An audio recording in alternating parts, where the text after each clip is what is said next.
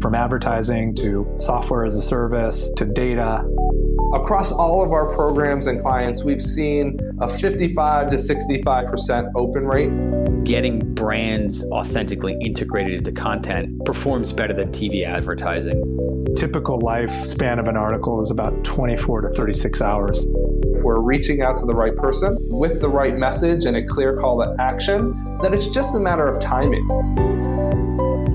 Welcome to the Martech Podcast, and I Hear Everything production. In this podcast, you'll hear the stories of world-class marketers that use technology to drive business results and achieve career success. We'll unearth the real-world experiences of some of the brightest minds in the marketing and technology space so you can learn the tools, tips, and tricks they've learned along the way.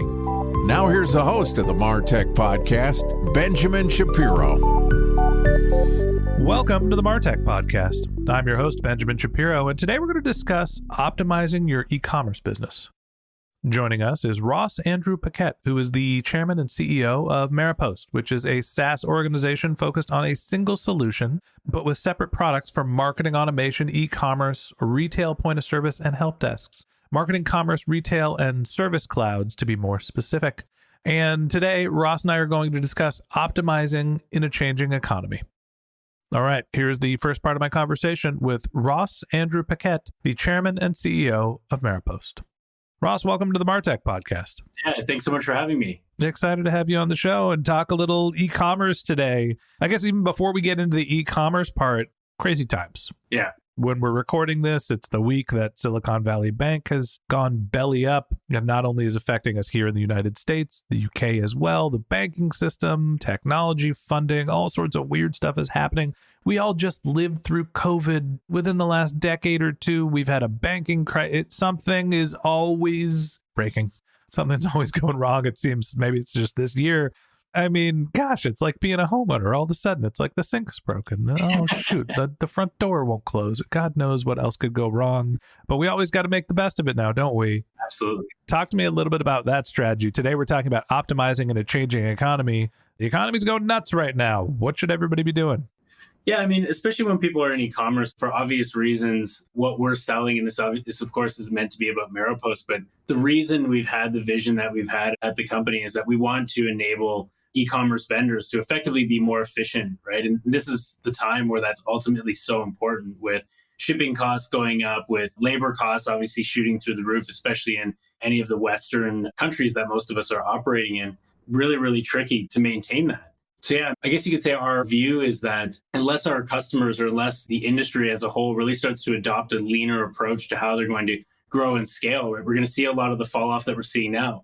We're seeing, of course, a lot of the, as you said, difficulties from a B2B SaaS perspective, right, which has a direct impact on the e-commerce space as well, given all the technologies that has been released. I guess you could say that if people aren't moving as quickly to make themselves efficient, it's going to be a real problem.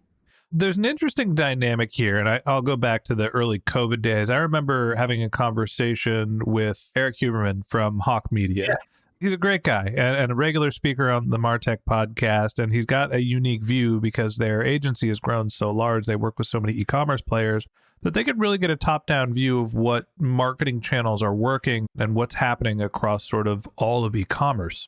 And I remember when COVID happened, he was like, now's the great time to spend. Everybody cut their marketing budget. And if you're in e-commerce, Facebook ads have gotten so cheap because there's less buying, right? All the CPG companies pulled out. Great time to buy. So it seems counterintuitive. The market stinks. Hurry up and spend your money. As opposed to, hey, times are good. You should pull back. Talk to me about understanding what's happening. What are the sources that you look to other than, going and talking to Eric or listening to the Martech Podcast? What are the sources that you look at to understand what's happening in the economy to figure out what your strategy should be for an e-commerce business? What I see is happening in the economy is a bit broader, especially when we're looking at it from a B2B perspective, meaning that we don't get so much into the specific channels that are successful. Is social going to be the most successful over the next quarter? Is PPC, is kind of the D2C model going to be a much stronger aspect? But I would say what you just described at the start of the podcast, right? We're looking at sort of the economic trends from a banking perspective, the trends from a capital fundraising perspective. these all give a lot of headway in terms of who's going to be able to spend and effectively who isn't over the next little while. So I guess like using a good example of what's just happened over the past week with Silicon Valley Bank, as you advised, is that ultimately things are just going to continue to tighten up from that perspective. So the number one metric that we're watching right now is just what does that consumer spend look like? And it is dropping. Even people in the 100 to 200,000 annual income bracket are really cutting back, scaling back on their spend, and that's becoming noticeable. And as such, right, our customers of the e-commerce businesses that we support, and there's over 5,000 of them, they're feeling the same. Like we have a large event coming up. We actually do measure sort of the attendance of a lot of the events that we go to in terms of how successful we feel our customers are going to be. As in, if there's what was a recent one? There's a VIP Vendor and Partnership Awards that took place in New York not that long ago. They had about 50% less attendees than normal. And this was a few months ago when things were feeling a little bit better than they are now. So there's a lot of different variables, I guess, that we look at, but definitely that consumer spending, this attendance ratio from an events perspective, sounds like a weird, maybe an awkward metric to use, but it really does drive some of the core metrics that we deem to be appropriate to assess the market and what's happening. Yeah, I think the thing to look at is what you would figure to be leading indicators. If people aren't showing an interest in a given event, then down the road, there's going to be less conversions for that category, for that industry.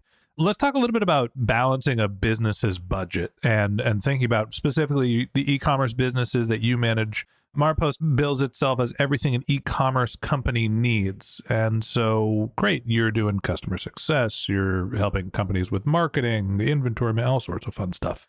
The companies that are successful in changing times, is there a certain balance of like cash on hand, CAC to LTV ratios, like basically having enough powder in the chamber so when things become an opportunity that is a market-wide opportunity, they can spend? How do you make sure that you're conservative enough to leave yourself an opportunity to spend when it's not an opportune time, but also make sure that you're just not letting your capital sit on the sidelines when it could be working for you? I think that's like a near impossible question. That's how we roll here at the Martech podcast. Near impossible. Yeah.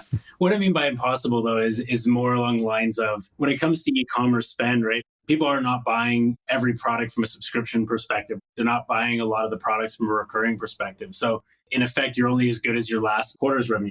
So it's a really difficult question because most of the e-commerce organizations, well-managed, poorly managed that I've seen over the years, which are certainly in the thousands or tens of thousands, none of them have been extremely effective at doing that unless they've got a very limited product set, number one. So they're not holding a lot of inventory. They can really control the budget allocation from that perspective and use that, okay, we don't need to refill a lot of our inventory. We're really stacked up well here, but now we can execute on spend. And that's kind of the only way that they're looking at it as like the cash side of things. I don't know that many that are sitting on a large cash position right now in particular. And I think that's why we're in such a difficult state because people haven't done that. It's been a year, but we're still sort of coming out of this COVID time where, as you said, costs were lower. They were certainly going up, but customer acquisition was a lot easier. And now we're in this situation where people don't have any of that capital left over. And now they're trying to figure out what to do.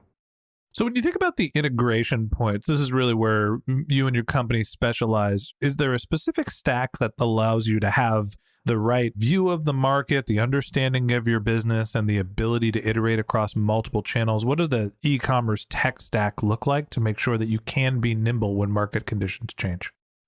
This is effectively the problem with, let's use the MarTech space, right? What's it upwards of 10,000 MarTech, marketing tech platforms? That's just marketing technology, not even e-commerce, certainly not retail, certainly not help desk, search and different merchandising solutions. Like we're into the tens of thousands from that perspective.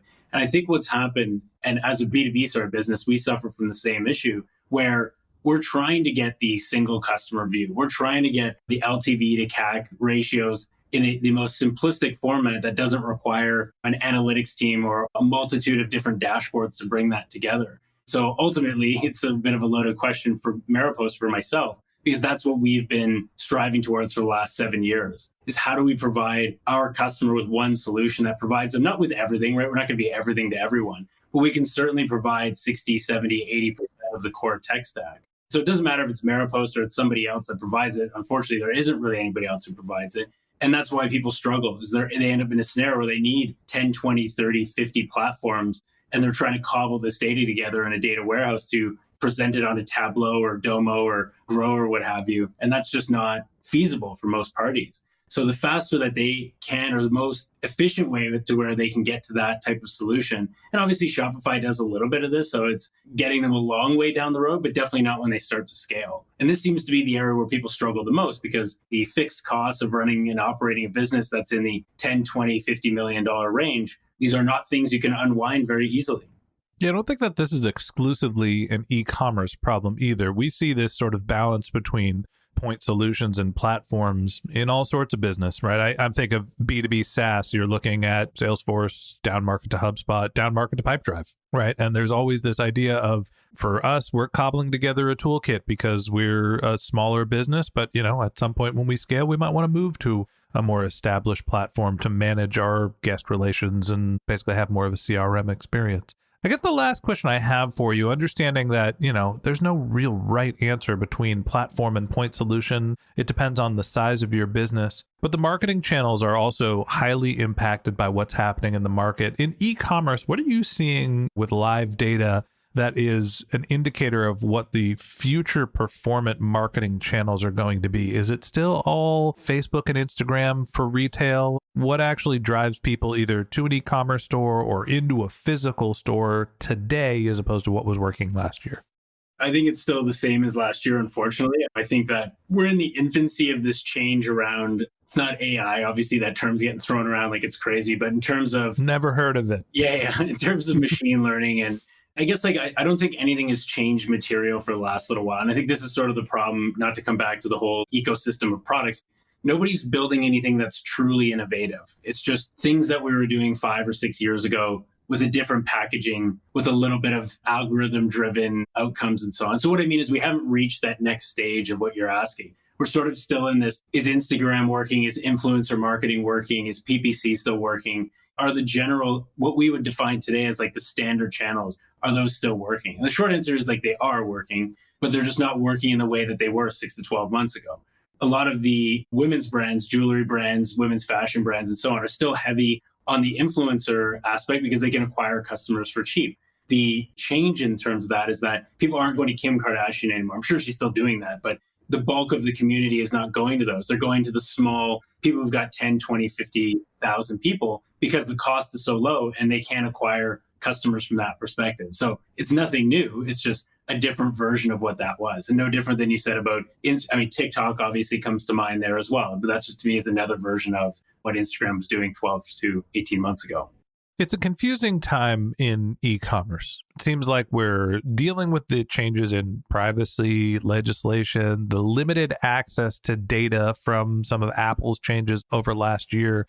Cookies are going away. There's all sorts of changing in marketers' ability to market, to retarget, to find customers. But the next big thing doesn't seem to have arrived just yet. Maybe it's generative AI. God knows we've talked about that a lot this year. Maybe there's another channel coming up. I'm sure TikTok is increasing in market share while Facebook's properties continue to decrease. But it doesn't seem like that next new thing is quite here in e-commerce, which means you need to be creative. You need to find your market, your niche, and understand how to optimize the channels that you've seen a signal from. Your data is going to be increasingly important and also limited moving forward. And that's what we're going to talk about in tomorrow's episode. So that wraps up this episode of the Martech Podcast. Thanks for listening to my conversation with Ross Andrew Paquette, the chairman and CEO of Maropost. Join us again tomorrow when Ross and I continue our conversation talking about unifying e-commerce and retail data. If you can't wait until our next episode and you'd like to learn more about Ross, you can find a link to his LinkedIn profile in our show notes. You can contact him on Twitter. His handle is Ross Andrew, ROSSANDREW, or you could visit his company's website, which is maropost.com, MAROPOST.com. Just one more link in our show notes I'd like to tell you about. If you didn't have a chance to take notes while you were listening to this podcast, head over to martechpod.com, where we have summaries of all of our episodes and contact information for our guests. You can also subscribe to our weekly newsletter, and you can even send us your topic suggestions or your marketing questions, which we'll answer live on our show. Of course, you can always reach out on social media. Our handle is martechpod, MARTECHPOD, on LinkedIn, Twitter, Instagram, and Facebook. Or you can contact me directly. My handle is Ben J. Shap, BENJSHAP. And if you haven't subscribed yet and you want a daily stream of marketing and technology knowledge in your podcast feed, we're going to publish an episode every day this year. So hit the subscribe button in your podcast app, and we'll be back in your feed tomorrow morning. All right, that's it for today. But until next time, my advice is to just focus on keeping your customers happy.